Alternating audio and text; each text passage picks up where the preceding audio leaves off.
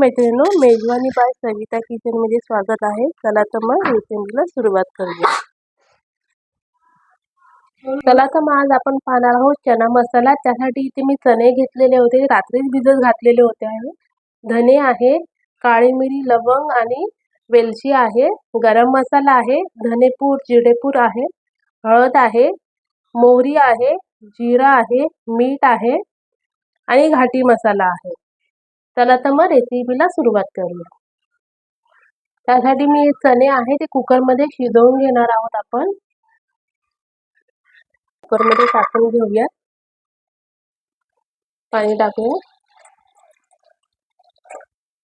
आणि मीठ टाकून घेणार आहोत। याच्या आपण 4 ते 5 शिट्या काढून घेणार आहोत।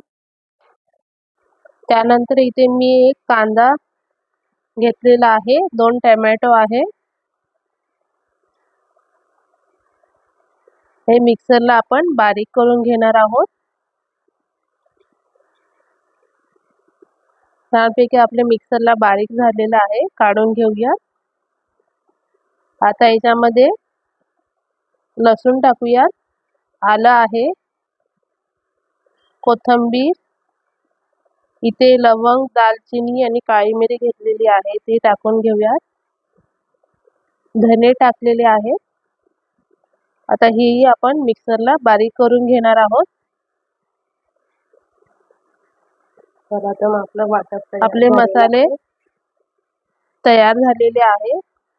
आपण बघूया कुकर मध्ये चणे शिजले आहेत की नाही।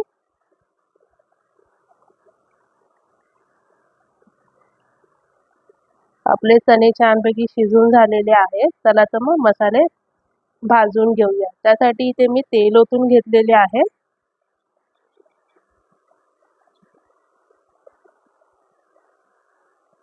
तेजपत्ता टाकलेला आहे, मोहरी,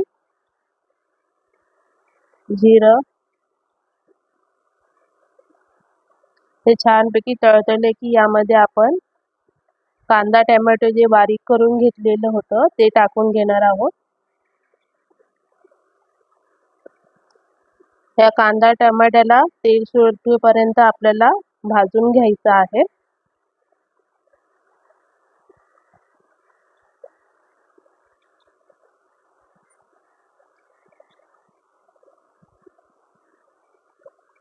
आता यामध्ये आपण हिरवी मिरची, आलं, कोथिंबीर जे बारीक करून घेतलेलं ते पण टाकून घेतलेलं आहे। त्याला ही एकजीव करूया आणि तेल सुटेपर्यंत आपण वाट पाहूया। त्यानंतर इथे मी आलं लसूणची पेस्ट, हळद, इथे धने आणि जिरेपूड टाकलेली आहे, गरम मसाला, घाटी मसाला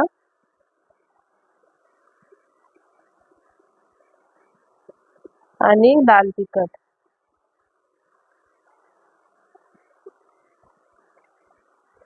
मिक्स करून घेऊया।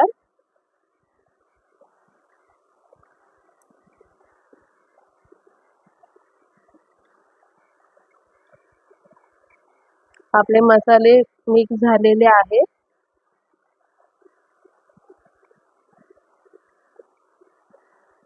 या मसाल्याला छानपैकी तेल सुटलं पाहिजे। आपल्या मसाल्याला छानपैकी तेल सुटलेलं आहे। याच्यामध्ये आपण आता चणे टाकून घेणार आहोत।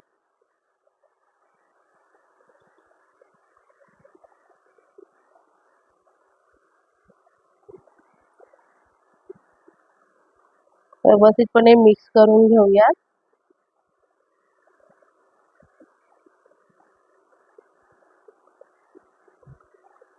आता यामध्ये आपण थोडं पाणी सोडून घेणार आहोत। इथे मी कोमट पाणी वापरलेलं आहे।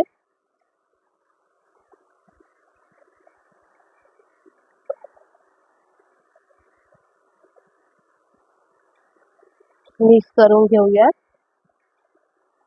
आता याला उकळी येईपर्यंत आपण वाट पाहूया।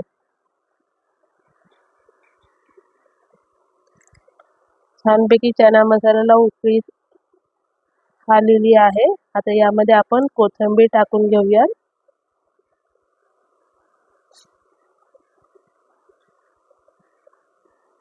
छानपैकी आपला चना मसाला तयार झालेला आहे. काढून घेऊया. चला तर मग तुम्हाला ही रेसिपी कशी वाटली मला नक्की सांगा.